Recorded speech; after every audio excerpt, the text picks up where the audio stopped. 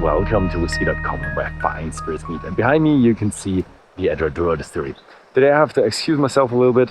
I have a bit of a microphone problem, so the sound might be a little bad, but the distillery is all that nicer. And the Edradour Distillery here is in the south of the Highlands. It's pretty close to Edinburgh, but it's still Highlands.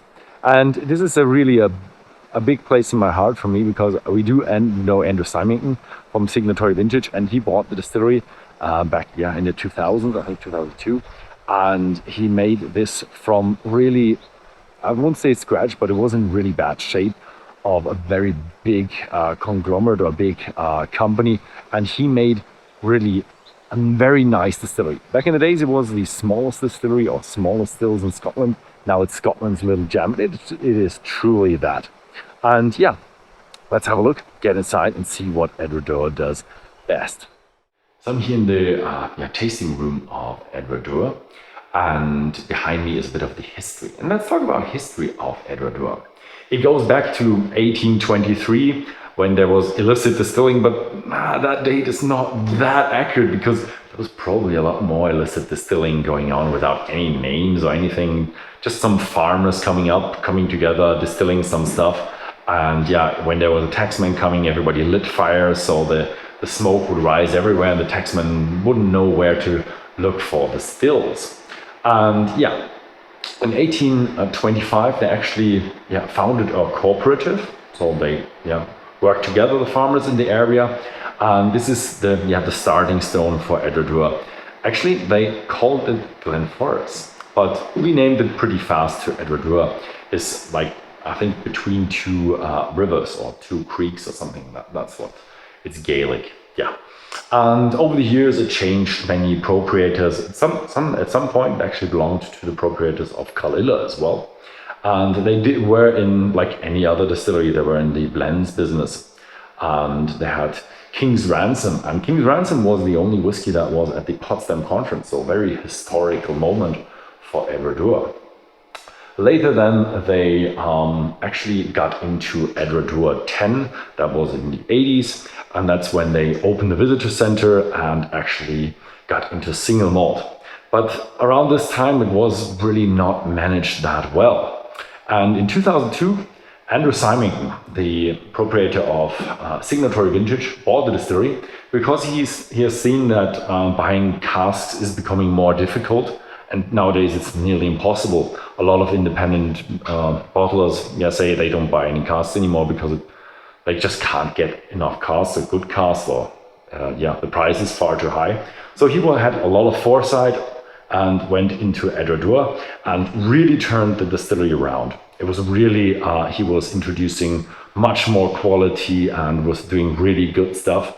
And he also introduced, 2 years after he bought it, he introduced Balachin, the smoky version of Edradour. And in 2014, he came out with the Balachin 10 years old, which we can enjoy today. So it was really a good start here. And this year actually is 2025. So it's we are coming up with the 200 years anniversary of Edradour. That is really a big moment. So let's get into the distillery and see how that malt is turned into whiskey. So the most important thing for whiskey are the ingredients. Well, maybe not the most important, but the ingredient of wood is also important. But we start with malt and water. The water comes down from Banvraki, and it flows through the Edradour burn, and the burn flows directly through the distillery. Back in the days, it was giving them power with a water wheel as well, but now they use it for cooling the distillery and also for the water for the mashing. In terms of malt, they use about 1.2 tons of malt per day, and they have a very old mash tun. They use for Edradour, they use non-peated malt, and for Balachin, they use 50 ppm. So if we look down here, this is very, very old. And this is a replica of the old one that was 110 years old. So it's really, really, really an old style of making whiskey. And it's actually not the sprinkling on process. The first water is being mashed in through this tube here, and yeah, with the screw, and this is kind of mixing it, but you also have to use the turnstiles to yeah, mash it in, really a mashing and not a sprinkling on. The second one, as I said, is not sprinkling on, it's also mashing. So this is very, very traditional, but it's actually not that bad. So yeah, usually you do it differently, but this is a very, very traditional distillery. They fill it with, they get about like 3,000 liters of mash out there.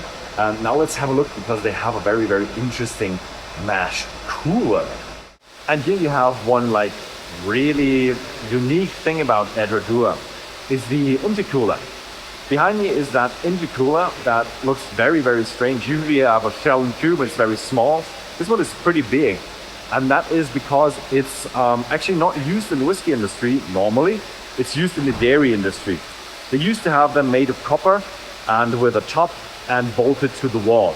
And what happens here is you have what's here mash, in the dairy is milk, flowing in there, and it's actually at a slight angle. So you don't need any pumps, and it just flows through here. And through these fins there is cold water going through, and it cools it down to the desired about 20 degrees Celsius that the mash has to have in order to be able to ferment with the yeast. Next up is the creation of the alcohol, fermentation. And we've just been up there, and through these pipes here, they flow into these washbacks. And they can hold 6,000 liters of capacity, and you add some yeast, and the magic happens, and you get alcohol up. And they do it for 48 hours. So a normal run, I would say, with a nice kind of flavor creation here. They do hold 6,000 liters of volume, and they then are charged into this back there, into the charger, and also into the washback. So they hold both 3,000 liters. So we have to run this wash bay twice when you have one run with the fermentation.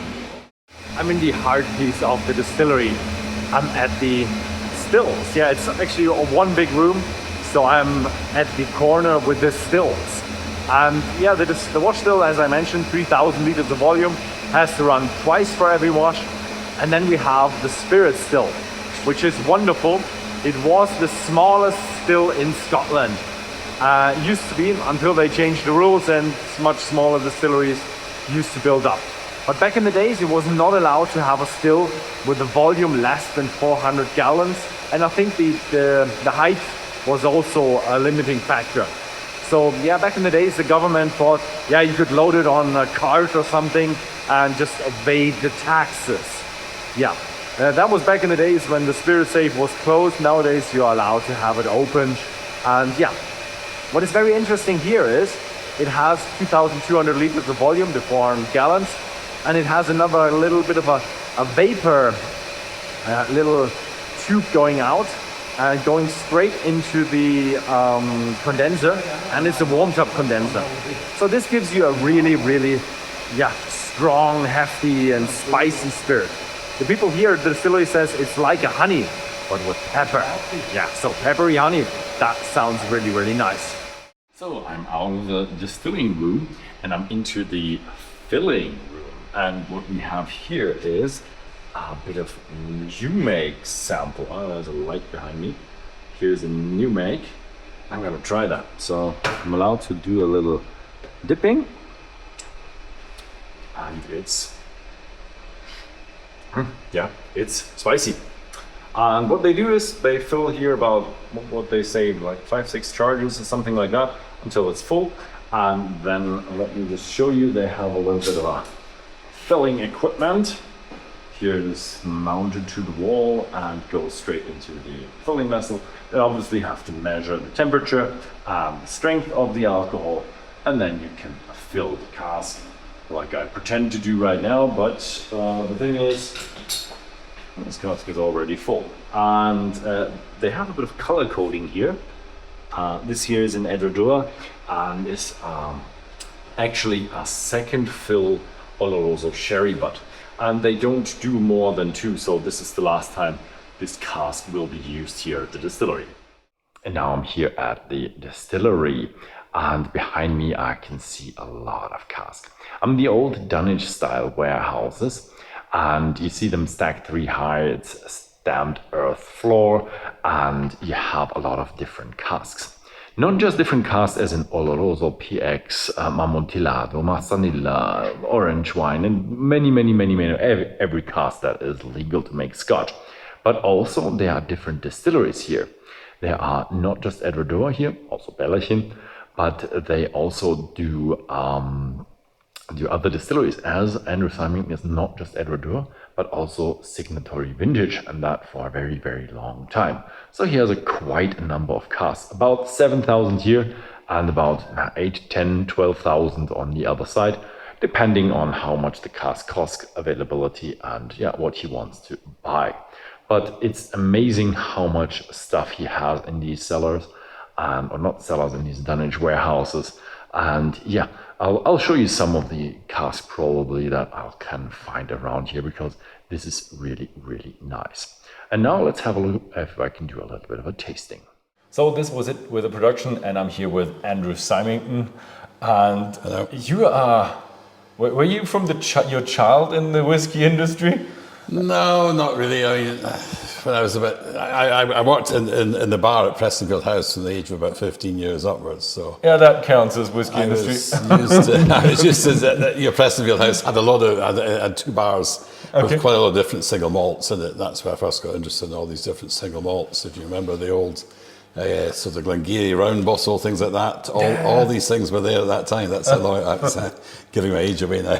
So you also grew up with whiskey, because I did grow up with whiskey, and I also did grow up with Andrew Symington. I've been here probably 5 times already. Yes, that's true. And you know my parents pretty well, and I was here as I would say as a boy and as a teenager, and later and again and again.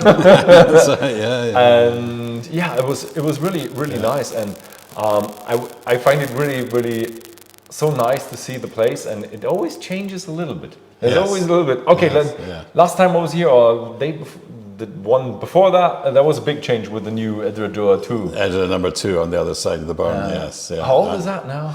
That started distillation on the 5th of January 2018. So, so 7 years? We were constructing it end of 2016, 2017. Because we built the warehousing on the back as well, which can accommodate 23,000 casks. Yeah. So, I think you are a bit limited to what you're allowed to drink today. Yes, so I'm doing it for you. So the Edradour 10. This is the standard 10 just now. I think the current one you have there is probably, I'm not sure if that's 40. Traditionally, that was always 40% and chill filtered. Oh, I got the traditional one with 40%. Fine. Okay, which we have moved on this year to 43%. Partly because we used to have an accountant who used to order hundreds of thousands of tube wraps to save your 0.2 pence per unit. you know how accountants work. Yeah. So rather than waste it all, it seemed as terrible waste to throw them all away. We've stepped up from 40% to 43%, which now is about to run out, and within the next 4 to 6 weeks, we'll be bottling at 46%, which will make Edradour a 10-year-old and unchill filtered, a truly unchill filtered product at 46%, which will give it. It's still very rich and round, even at 40% when it's been chill filtered. You can imagine at 46%, it's going to be even more flavoured, even more full flavoured, Christmas cake, the dried fruits, the apricots, the prunes, the figs. I do like that you have a spiciness. I do have a fable for warm tub whiskies. Okay, yes. Yeah, I do really love them because they have just a bit more oomph to them. It gives a bit of bite, a bit of funk, we call it funk. Yeah, a bit of bite, a bit of funk, a bit of spiciness, a bit of a thing to it. And what I always wanted to ask you is, I think you told me that over the last two visits here. I was like, Horst at the beginning wrote something like, I don't know if Edradour can come back from that state. How was the state when you bought the distillery? Yeah, it was not too clever. I remember your dad, there used to be our forum, one of the first ones called Malts L. Okay. And he wrote a transcript on it, probably not knowing that I was also reading these things. It was way back in the early days, late 90s, early 2000s, when you dialed in still to the, it took forever to come up on the screen. And he wrote back, oh, it's time he must be off his head, 4 or 5.4 million. I give him 6 months to 1 year and it's gone bust. Really that bad? I have the transcript somewhere. Okay. I must try. I was thinking about that earlier when we were talking about there. Yeah. So I'll try and look it out somewhere. I'm not sure, it's in an archive somewhere. But yeah, so I could understand, as many people could, it was a huge amount of money at that time to pay. But bear in mind, we did get all 4,000 casks, 4,120 casks. That was the entire stock of Edradour, because very little of it had been sold out into the trade in the latter years there. So, the quality was patchy, yes, of course it was. They only ever put about 10% into first fill sherry, because the vast majority of it at 8, 10, 12 years old was going to Clan Campbell to support their blend there. So, so what we inherited was a lot of stock in plain second, third fill hogsheads, which we had to re-rack into sherry. And then, so that's where we started an extensive program of recasking everything and leaving it for 3 to 5 years to get so it became a really darkened flavoursome product. And of course we started filling into first fill sherry casks from day one. We also started putting in bourbon casks for the first time as well. In fact, you've got a 21-year-old here that's some of the first bourbon casks that we put Edradour into. Okay, so I have now the Symingtons. It's kind of new, so what's the story behind the that? Symingtons blend is new. We had a customer who from Turkey who insisted he wanted some of my charm in a blend as well as in single malts. I said to him, I don't really blend. He said, but you've just shown me all these whiskies, you have grains, you have all these malts, all these different things there. So surely, he said, with all your years' experience, you must be able to put something together as a blend. And I thought, yeah, well, I never really had the necessity to do it before. I never knew, I was always a single malt man and blend wasn't really interesting. But then I thought, let's give it a go. So I picked up some nice Cameron Bridge and North British grain casks with new oak ends. So you get a lot of vanilla coconut in it, with a couple of different sherry, first fill sherry casks, one PX, one Oloroso, first fill bourbon, Speyside, and a Dechar Rechar Speyside cask. But what I do like is that it really goes in all directions. It's great, yeah. It's going in all directions. Whereas in Edradour, you can find every direction. I mean, there's no direction you didn't go with with the casks. But this goes in all directions at once. Yes, it's quite a lively, but it's also very soft and very gentle. It's a bit more gentle and a bit more. It's really easy to drink. A bit easier really than the Edradour. Yeah, and at 46%, again, it's not chill filtered. It's very nice, and it's very Moorish. Once you get into it, you really want to do more and more and more. How much is it? Is it 43? 46? Oh, really? And chill filtered as well. Oh, nice. It's not strong at all. No bite, no burn. Just nice. It's very, very mellow. So over the years, what was I mean, you are now, what is it, 23 years in business with Edradour? 23 years with Edradour, yes. Yeah, so this year is the Edradour, like 300 years Edradour? 200, yes. Yeah. 1825, 2025, yeah. And like in 2 years, it's going to be 25th anniversary? Well, it'll be 25th anniversary there. In 2028 will be 40 years of secondary vintage. Oh, okay. There's a lot going on. Quite a lot going on. So we did the 35th anniversary back in 2023. So yeah, there's been a lot of, and we kept some special casks back. We've got 7 or 8 different 88 casks to hold on to that all. We'll be coming up 40 years at the time to celebrate the anniversary. So yeah, it's looking.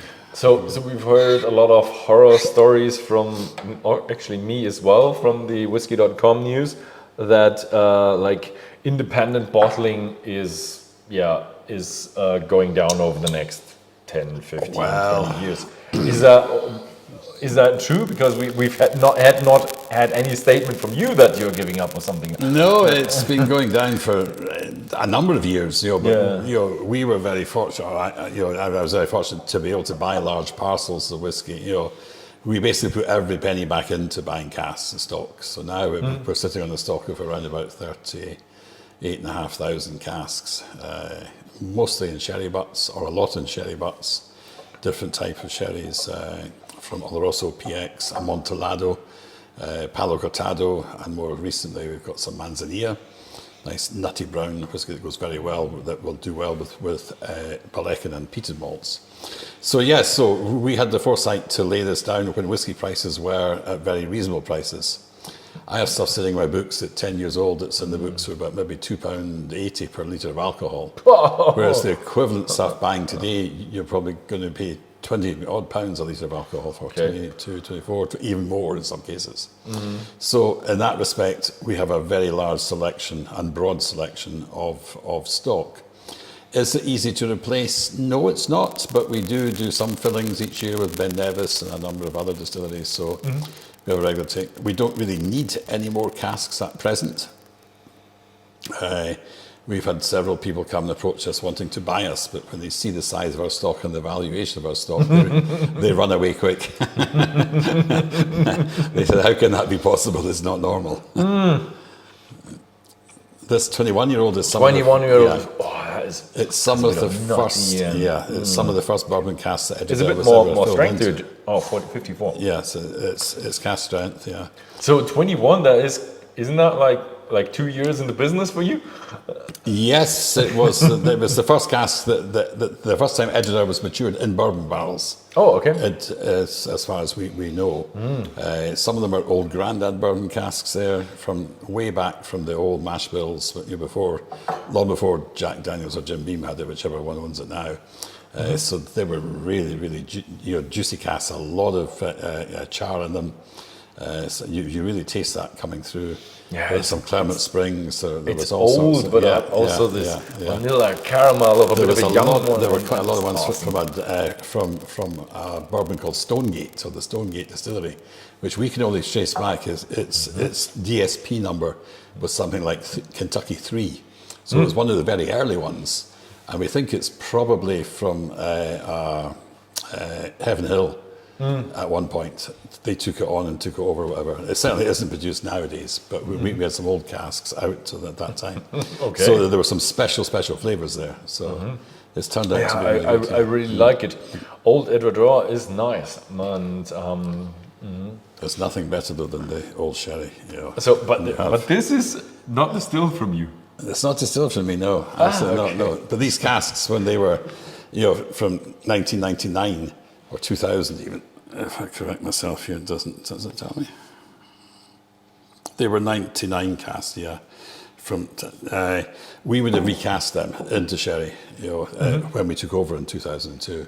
So, Okay, you recast them into something proper. Yeah. So it's well, you could say That is no artificial color added, right? No, that's absolutely. That is a really nice Absolutely, bottling. yeah.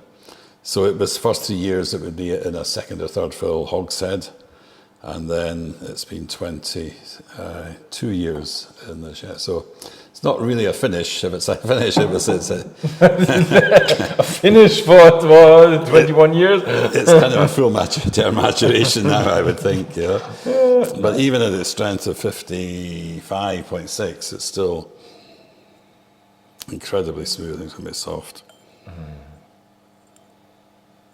Oh, that is really nice. That is The legs very crispy, crunchy and almonds and roasted nuts. Yeah, A little bit of sweetness in there. yeah. And then you'll see when it splits down the glass, the legs are usually really tiny, beautiful.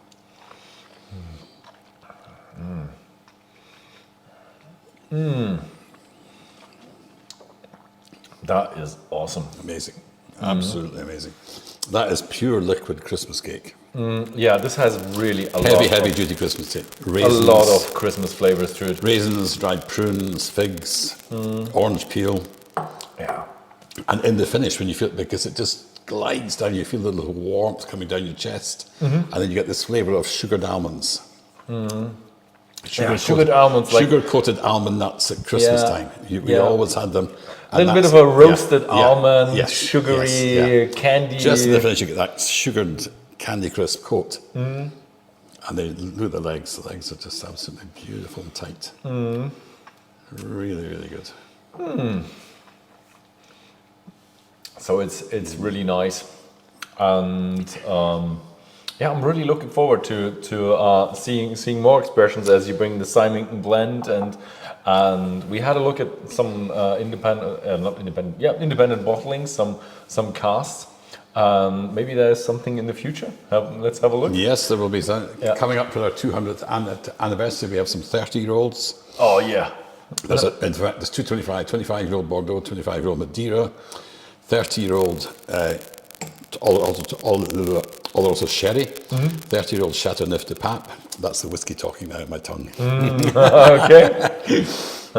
And there's two 35-year-olds called Enigma 1 and Enigma 2. So it's going to be a big celebration. Strange names, yeah. Enigma 1 was a sherry butt that spent all its years in the dunnage warehouse, so in the damp, wet condition. So it lost quite a lot of alcohol strength, but it kept the liquid. Okay. So it's 52.6% and it has 489 bottles. Oh, okay. Enigma 2 in the butt was in the stone warehouse in the bottling hall at the back, almost underground, in stone walls, concrete floor, and air fans circulating constantly. It was there for 20 odd years. Its strength is 62.3%, and we only got 349 bottles. Ah, okay. So you see the difference between the two types of storage, hence the reason we call it Enigma 1 and 2. Ah, okay, so really the different ends of the warehouse. Oh, nice. Damp, moist, or very dry, cold. Oh, that is nice. I had a look through your warehouse and it's just nice. But I've been in there like, I don't know, five times already. And it's a work. It's an ongoing work. It's ever changing. Yeah, as casks go in and out, in and out, But you got a good collection of casks there. Yeah, we have a very, very good selection of stuff now. We've recast a lot into different wines, special wines that I like and that I know myself from small wineries, like St. Michael Epan in Sud Tirol in northern Italy. They make some wonderful, wonderful wines there. They have a winemaker, Hans Terzer, who is amazing. He's one of the top 10 in Italy. We have Gaia casks there from Gaia and Angelo Gaia. We have other small wineries that we work with from an area from where my wife comes from, in the Sala Unstrut. Bernard Pavis, who went to school with my wife's brother. He has super wines there, and he's given us some casks that we get to experiment with. Yeah, I've tried some wine casks, and wine casks I think are pretty much underestimated in the industry. Wine some of the Pinot Noirs, some of the Spätburgunder are super. It's really nice, and I've tried a lot today, and I really don't know why not so many distilleries cling on to that. I've done it full-term maturation with a lot of things. I started finishing and then I went on to full-term maturations, not knowing if it would turn out good at the end or not. But that's always a little bit of a. Thankfully, so far everything has been pretty good. There's been no real disasters or catastrophes. So that is good. That's always good. Okay, so Andrew, thank you very much for giving the insight into Edradour and our customers. And now we have a new distillery video, like I don't know, 10 years later or even 15 years later. Yeah. As you can see now, everything is new. Number 2 was built opened in January 2018, and number 1 was renovated completely at the end of 2018. Yeah, but still, we kept the character. Yes, we kept the character, exactly the same equipment.